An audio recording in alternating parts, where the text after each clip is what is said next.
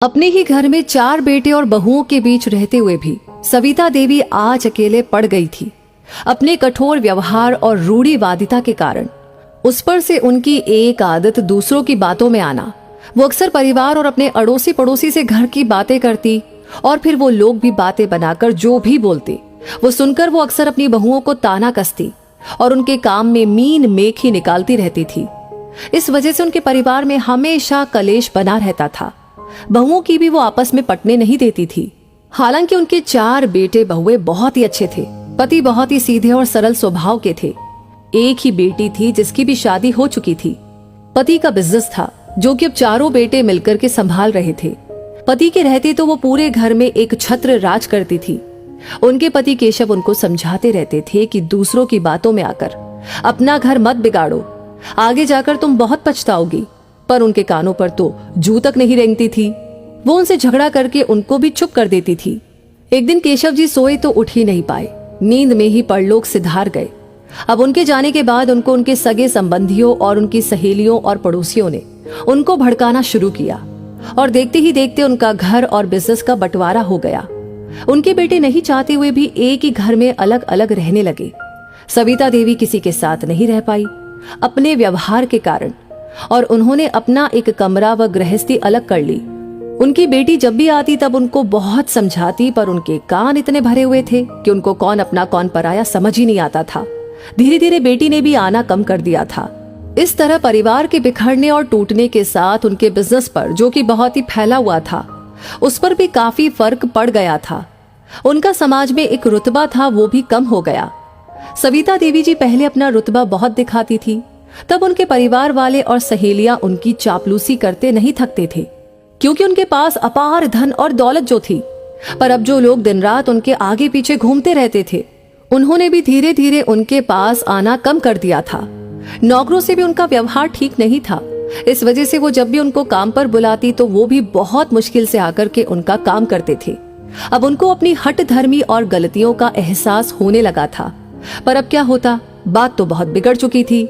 कोई भी अब उनके पास आता जाता नहीं था। बेटे शुरुआत में तो अक्सर अपनी माँ का हालचाल पूछने आ भी जाते थे, पर अलग अलग होने के साथ जिम्मेदारियां बढ़ने के कारण अब वो भी यदा कदा ही हाल पूछते थे। आज सुबह से ही उनका बदन बहुत ही दर्द कर रहा था और तेज ठंड भी लग रही थी। उन्होंने 2 से 3 कंबल और रजाई भी ओढ़ ली, पर फिर भी ठंड से उनका बदन कांप रहा था। बुखार भी बढ़ता जा रहा था, पर उनमें इतनी हिम्मत भी नहीं थी कि वो उठकर के पानी भी पी ले और दवा ले ले। उनकी आंखों से आंसू बहने लगे।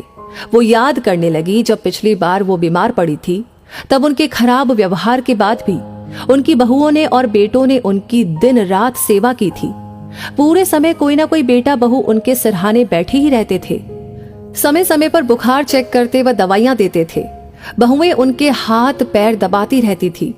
वो आज पछता रही थी कि वो इतनी बड़ी होकर भी अपने और परायों की परख नहीं कर पाई। अपने घमंड में ना ही उन्होंने अपने पति की बात सुनी, ना ही अपने बच्चों की, और आज ये हालात हो गए हैं कि आज उनका परिवार पूरा बिखर गया, सिर्फ उनके कारण। वो रोते रोते बेहोश होकर नीचे गिर पड़ी थी। 12 बजे जब उनकी बाई आई तो देखा कि वो दरवाजा नहीं खोल रही है। वो दौड़कर उनके बड़े बेटे जो बाहर जाने को निकले ही थे, वो वहां पर पहुंची और बोली कि भैया जी, वो माता जी दरवाजा नहीं खोल रही है। क्यों, क्या हुआ उनको? वो घबराकर पूछने लगे। पता नहीं साहब, मैं तो बस अभी आई ही हूँ। अरे जल्दी चलो, ये कहकर उन्होंने अपने दूसरे भाइयों को भी आवाज दी। सभी दौड़कर चले आए थे। सबने मिलकर दरवाजा तोड़ा और देखा कि सविता जी नीचे गिरी हुई थी और बेहोश थी। उनका बदन तेज बुखार से तप रहा था। उन सबने मिलकर उनको उठाया और जल्दी से गाड़ी में लेटाकर अस्पताल ले गए। पीछे दूसरी गाड़ी में उनकी बहुएं भी जल्दी से अस्पताल आ गई थी।